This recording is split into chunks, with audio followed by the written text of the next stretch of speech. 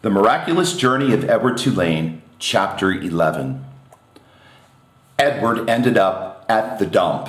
He lay on a top of orange peels, coffee grounds, rancid bacon, and rubber tires. The first night he was at the top of the garbage heap, and so he was able to look up at the stars and find comfort in their light.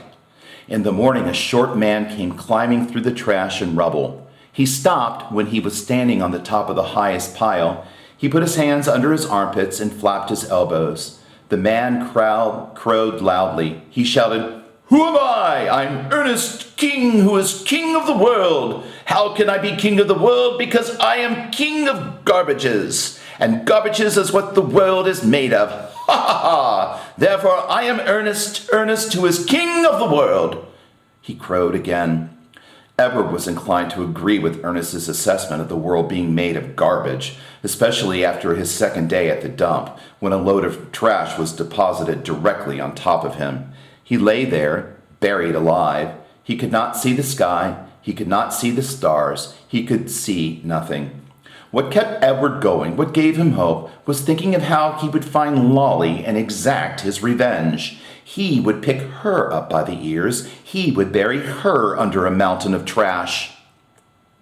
But after almost 40 days and nights had passed, the weight and the smell of the garbage above and below him clouded Edward's thoughts, and soon he gave up thinking about revenge and gave in to despair. It was worse, much worse than being buried at sea. It was worse because Edward was a different rabbit now.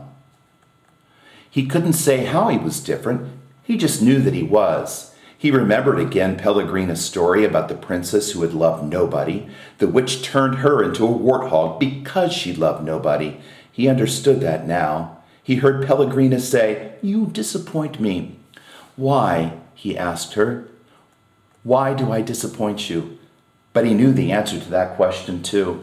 It was because he had not loved Abilene enough, and now she was gone from him, and he would never be able to make it right. And Nellie and Lawrence were gone too. He missed them terribly. He wanted to be with them. The rabbit wondered if that was love. Day after day passed, and Edward was aware of time passing only because every morning he could hear Ernest performing his dawn ritual, cackling and crowing about being king of the world. On his 180th day at the dump, salvation arrived for Edward in a most unusual form. The garbage around him shifted, and the rabbit heard the sniffing and panting of a dog. Then came the frenzied sound of digging. The garbage shifted again, and suddenly, miraculously, the beautiful buttery light of late afternoon shone on Edward's face.